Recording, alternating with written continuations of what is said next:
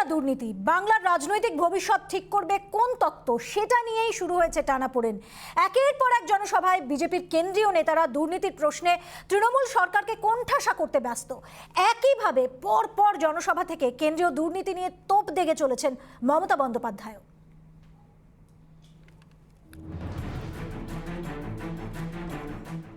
নীতি না দুর্নীতি, বাংলার রাজনৈতিক ভবিষ্যৎ ঠিক করবে কোন তত্ত্ব, সেটা নিয়েই শুরু হয়েছে টানাপোড়েন। একের পর এক জনসভায় বিজেপির কেন্দ্রীয় নেতারা দুর্নীতির প্রশ্নে তৃণমূল সরকারকে কোণঠাসা করতে ব্যস্ত। একইভাবে পরপর জনসভা থেকে কেন্দ্রীয় দুর্নীতি নিয়ে তোপ দেগে চলেছেন মমতা। বিজেপির হাতিয়ার সিন্ডিকেট, তোলাবাজি, কাটমানি। তৃণমূলের হাতিয়ার নোটবন্দি, মূল্যবৃদ্ধি। একে অপরের বিরুদ্ধে দুর্নীতি প্রশ্নে খড়গ হস্ত যুদ্ধদান দুপক্ষ। এর অন্যথা হলো না বৃহস্পতিবারও। পুরুলিয়ার জনসভা থেকে দুর্নীতি প্রশ্নে মমতাকে তীব্র আক্রমণ করলেন মোদী। অন্যদিকে পশ্চিম মেদিনীপুরের 3টি জনসভা থেকেই বিজেপিকে নিশানা করলেন মমতা। তৃণমূলের খেলা শেষ করার হুঁশিয়ারি দিয়ে মোদীর মন্তব্য, কোনো খেলা নয়, বিজেপির লক্ষ্য রাজ্যে উন্নয়ন এবং বিকাশ। বিজেপিকে একেবারে মাঠের বাইরে বের করে দিন, বল আউট করে দিন, এমন ভাবে বল করবেন, বলটা দিয়ে বল আউট করে দেবেন।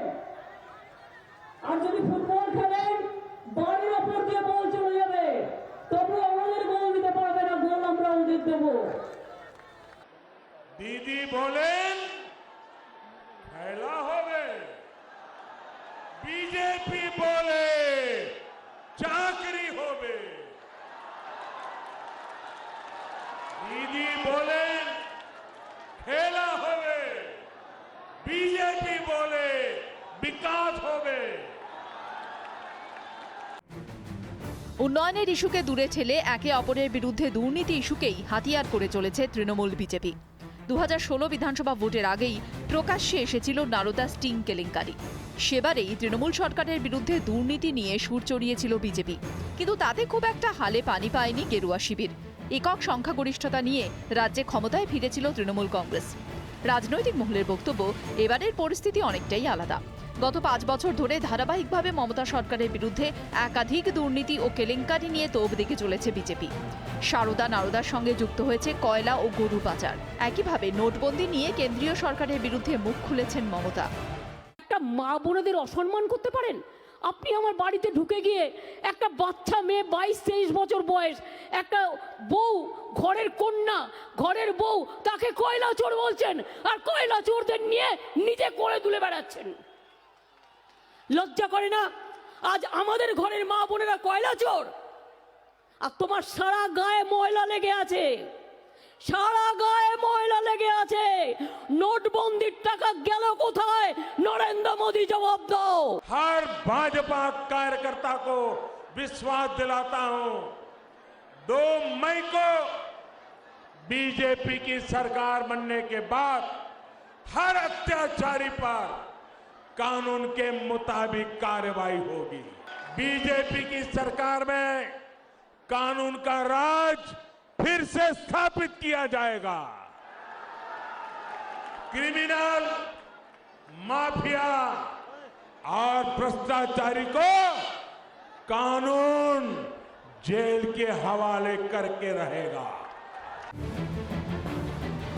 ভোটের আগে সরকারের উন্নয়নের খতিয়ান তুলে ধরাই রীতি, কিন্তু এবারে ভোটের ছবিটা সম্পূর্ণ উল্টে গিয়েছে। উন্নয়নের তত্ত্বে একাধিক প্রশ্ন ওঠাতেই দুর্নীতিকেই 2 প্রধান রাজনৈতিক দল হাতিয়ার করেছে বলে অভিমত রাজনৈতিক মহলের। বাংলার জনতা কি বলছে তা জানা যাবে 2রা May. Bureau report, Republic Bangla.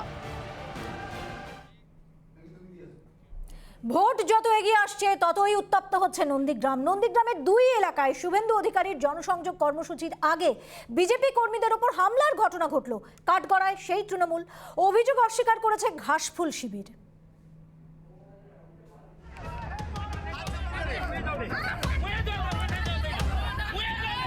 বৃহস্পতিবার নন্দীগ্রামের সোনাচূড়াতে শুভেন্দুর জনসংযোগ কর্মসূচির আগে বিজেপি কর্মীদের উপরে হামলায় অভিযুক্ত তৃণমূল।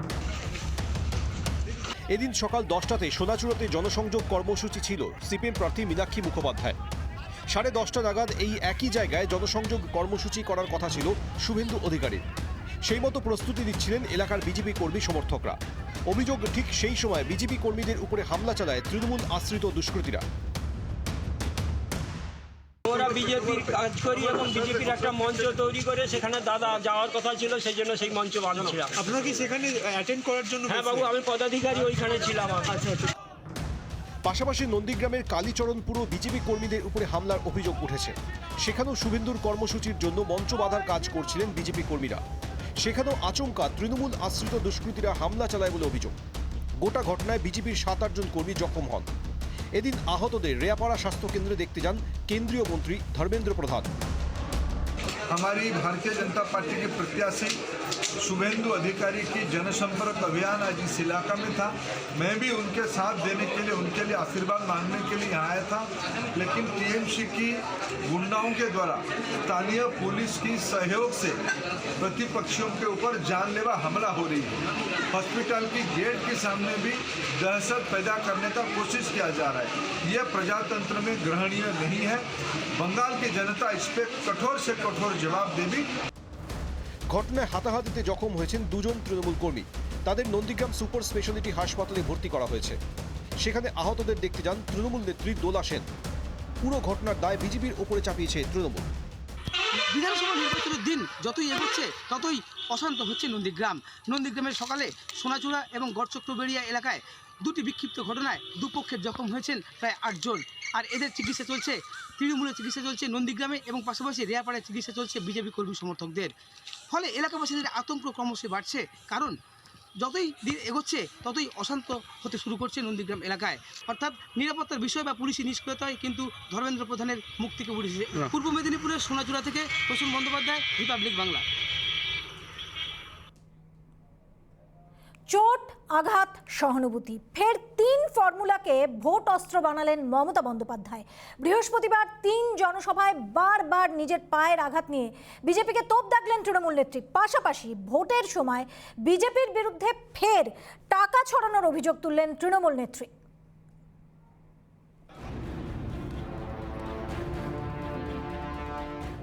বৃহস্পতিবার 3 জনসভা থেকে বিজেপির প্রতি ত্রিফলা আক্রমণ শানালেন তৃণমূল নেত্রী মমতা বন্দ্যোপাধ্যায়।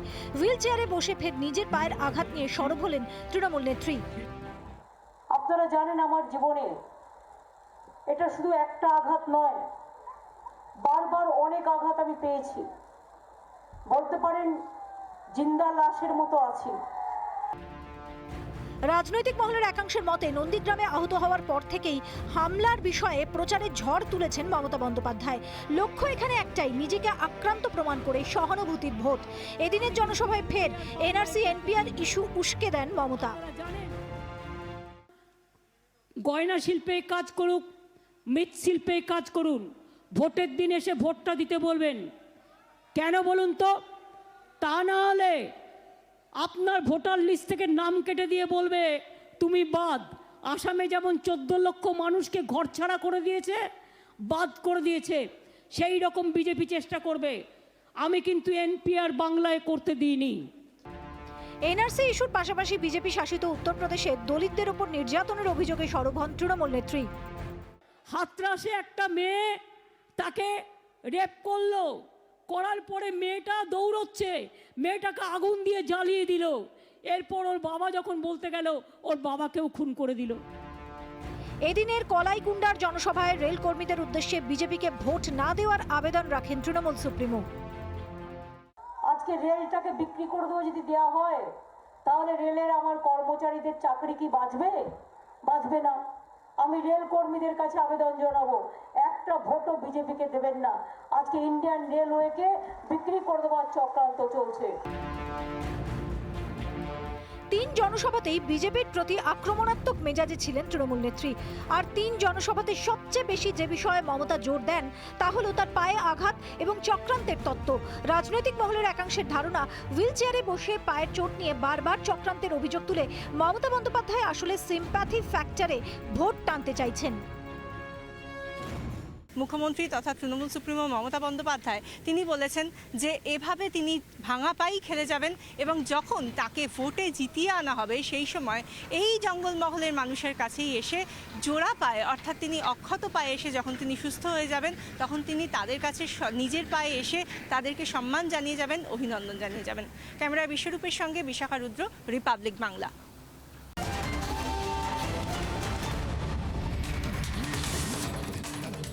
খেলার ময়দান যেন টি-20 ম্যাচ, এ বলে আমাকে দেখ তো ও বলে আমাকে দেখ। তবে এই ময়দান রাজনীতির। মোদি যখন খেলা শেষ করার হুঙ্কার দিচ্ছেন তখন স্ট্রেট ব্যাটে ছক্কা হাঁকানোর চেষ্টা করলেন বীরভূমের কেষ্টদা মানে অনুব্রত মণ্ডল। ভোট যত এগোচ্ছে রাজনীতির ময়দানে কেউ কাউকে 1 ইঞ্চি জমি ছাড়ছেন না, সবাই স্টেপ আউট করে খেলছেন। কেউ বাউন্ডারি তো কেউ ছক্কা হাঁকাচ্ছেন।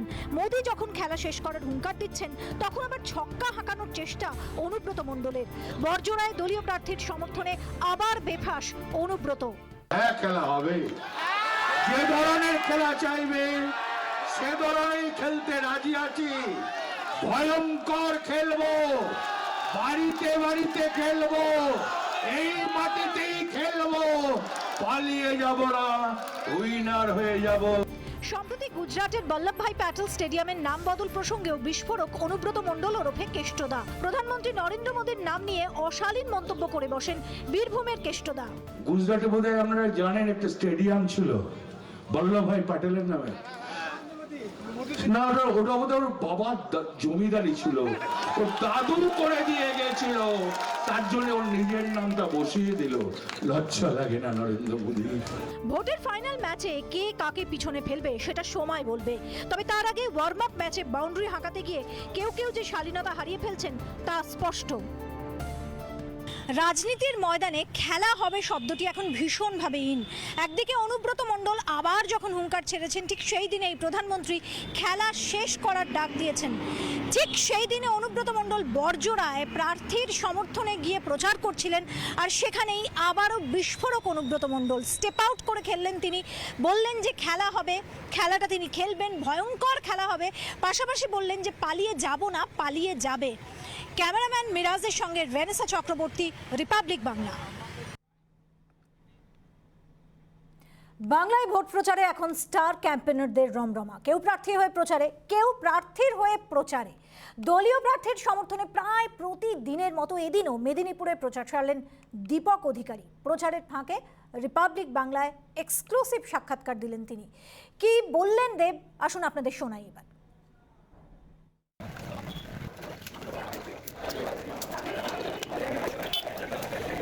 মানছি না, মানবো না। আমরা 46 বিধানসভার প্রার্থী মানছি না, মানবো না। খগেন মুর্মু তুমি জবাব দাও। খগেন মুর্মু তুমি কত টাকা খেয়ে টিকিট বিক্রি করেছো জবাব দাও। উত্তর মালদার সাংসদ খগেন মুর্মু তুমি জবাব দাও, কত টাকা খেয়ে টিকিটটা বিক্রি করেছো। মানবো না। হরিশ্চন্দ্রপুরের বিজেপি প্রার্থীকে মানছি না, মানবো না। হরিশ্চন্দ্রপুরের বিজেপি প্রার্থীকে। মমতা দিদি ভালোভাবে জানেন তৃণমূলের দিন হাতে গোনা, তাই তিনি বলছেন খেলা হবে। মানুষের উন্নয়ন নিয়ে খেলা করা যায় না দিদি। মমতা বন্দ্যোপাধ্যায়ের খেলা হবে স্লোগানের অস্ত্র এইভাবেই ভোঁতা করার চেষ্টা করলেন প্রধানমন্ত্রী নরেন্দ্র মোদী। খেলা হবের জবাবে প্রধানমন্ত্রীর মুখে উঠে এলো চাকরি হবে, উন্নয়ন হবে, বিকাশ হবে, আর বললেন খেলা শেষ হবে। কি বললেন প্রধানমন্ত্রী আপনাদের শোনাবো এবার। মাসখানেক ধরে খেলা হবে স্লোগান ব্যবহার করছেন তৃণমূল নেত্রী মমতা বন্দ্যোপাধ্যায়। যেখানেই যাচ্ছেন দর্শককে জিজ্ঞাসা করছেন কি খেলা হবে তো। তৃণমূল সমর্থকদের মধ্যে এই স্লোগান তুমুল জনপ্রিয় হয়েছে। ব্রিগেডে এর জবাব দিতে গিয়ে প্রধানমন্ত্রী নরেন্দ্র মোদী বলেছিলেন খেলা শেষ হবে। আর বৃহস্পতিবার পুরুলিয়ার ভাংড়ায় তিনি খেলা হবে স্লোগানের সঙ্গে মিশিয়ে দিলেন মানুষের উন্নয়নের কামনা। বললেন রাজ্যবাসীর উন্নয়ন নিয়ে দিন রাত এক করার সংকল্প করা উচিত ছিল। এটা খেলার বিষয় নয় দিদি। আপনারা বলছেন খেলা হবে, আমরা বলছি চাকরি হবে, বিকাশ হবে, শিক্ষা হবে। দিদি বলেন খেলা হবে, বিজেপি বলে চাকরি হবে। দিদি বলেন খেলা হবে, বিজেপি বলে বিকাশ হবে। দিদি বলেন খেলা হবে, বিজেপি বলে মহিলাদের উত্থান হবে। দিদি বলেন খেলা হবে, বিজেপি বলে যুব শক্তির সম্পূর্ণ বিকাশ হবে। দিদি বলেন খেলা হবে, বিজেপি বলে প্রত্যেকের ঘরে পরিষ্কার জল হবে, হাসপাতাল হবে, রাস্তাঘাট হবে। প্রধানমন্ত্রীর এক একটি স্লোগানে উচ্ছ্বাসে ফেটে পড়ছেন মানুষ। অত্যাচার অনেক করেছো দিদি,